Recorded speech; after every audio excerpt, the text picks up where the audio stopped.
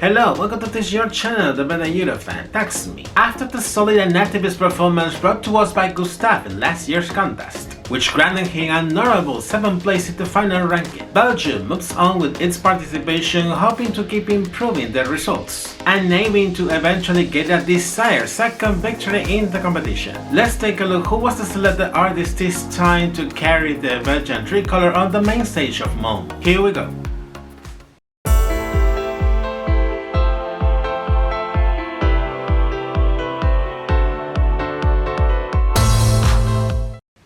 For today's episode, I'm going to review the Belgian entry for Eurovision 2024, which will be represented by singer Mustii with the song Before the Party is Over. First of all, let's review the biography and career of this multi-talented artist before him embarking in his Eurovision adventure.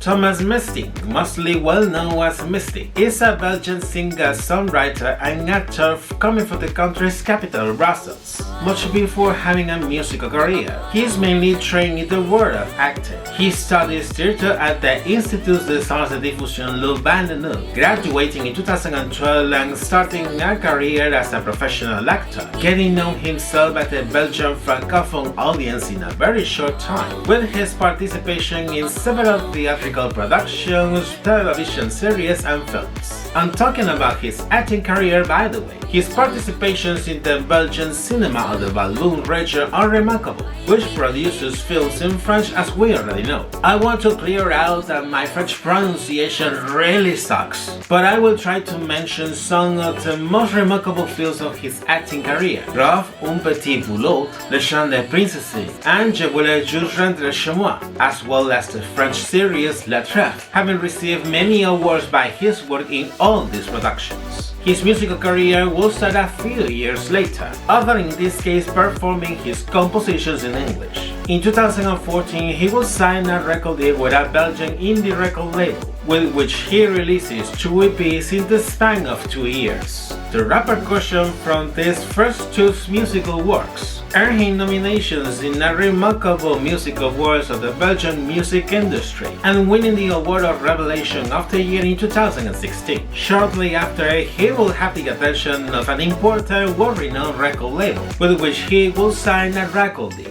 Then in 2018, he releases his debut studio album, gaining a huge popularity as a musical artist nationwide as well, while his 2nd studio album will be released in early 2022. Pop musical productions have reached very high positions in the musical charts of the country, consolidating him as one of the trending emerging artists in the Belgian musical scene. Besides his faces as an actor and singer, he is widely known as an LGBTI icon among the Belgian francophone community, having been doing activism, and he has also started to participate in television shows of the Walloon region. In fact, he was a permanent judge in the 1st season of the Belgian version of Drag Race aired on last year, and it is known that he would reprise his role on the 2nd season scheduled for this year. There is no doubt that he is a full-stack artist, taking into account all the experience and career on his back since he finished his theater studies.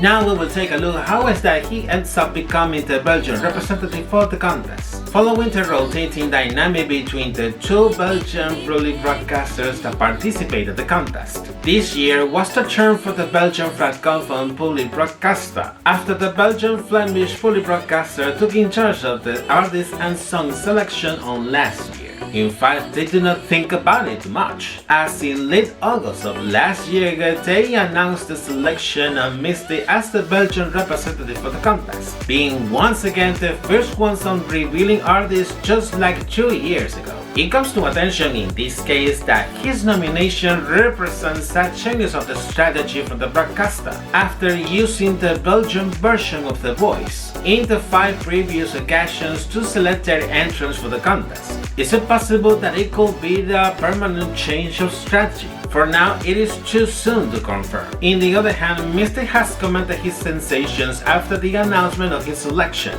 stating how honored he feels by representing Belgium at Eurovision, looking to take the challenge as intense as possible, while keeping authentic and honest at the same time no matter what happens. Although there were no more details revealed for the entry by the moment, he assured that it will be something extravagant, glamorous, and that he is wanting to give it all on the stage. Sometime later, after many months of work on preparation, it was finally revealed on last mid-February the song to be performed by Mustii on Momo, doing the premiere as well with this accompanying official music video.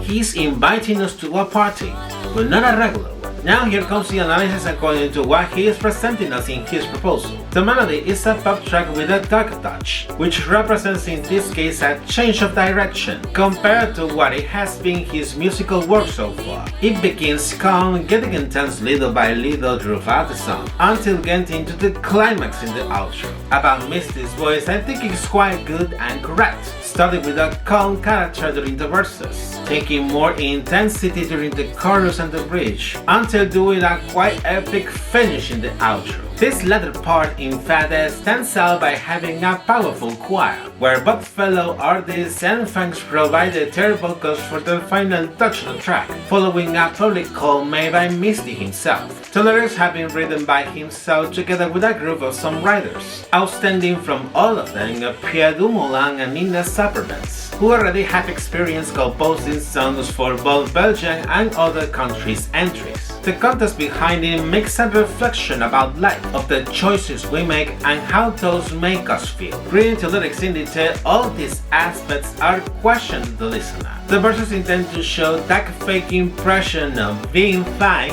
when you're really not, refuting in situations that improvise that fake happiness, in a way to feel that pain and emptiness. The chorus precisely questions that fake happiness that are pleasing to the others, almost like he's watching the real suffering of the listener. Finally, both the bridge and the outro makes the turning point in the song, showing empowerment and courage to live the life to the fullest, before the party, namely our existence, is over. The background of the song evidently transmits a very deep message. We know that life is not easy and it is far from being a paradise, but we should try at least to be authentic with ourselves, without pleasing anyone, as well as trying to enjoy to the fullest all the good things we can take advantage in this earthly life, until the day we have to leave this world.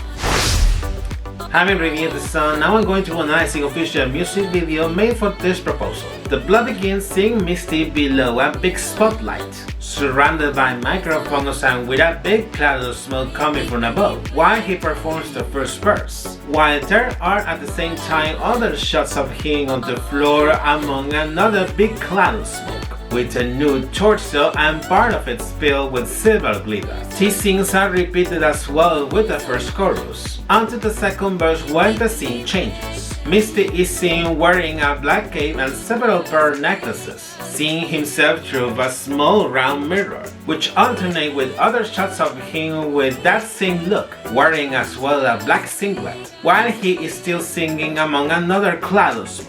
Towards the second chorus, there is a succession of the different shots previously seen that is extended to the bridge, until the outro where the attitude from Mustii is much more energetic and intense, matching with the climax of the performance, and also perceived with the different shots. The performance finishes with Mustii raising his arms to the front, while he has a peaceful and relaxed expression in his face.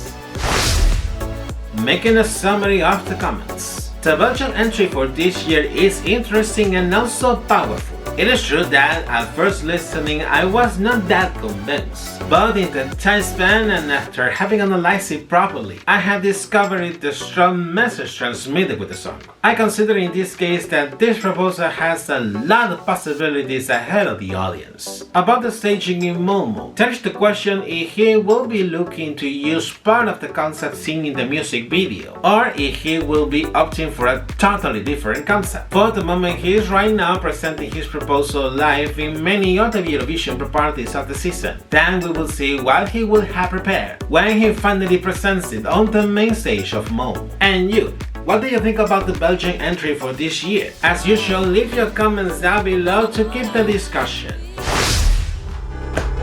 And this is it for today's episode. Give a like to this video if it has been of your taste so you can help me to spread it to more people.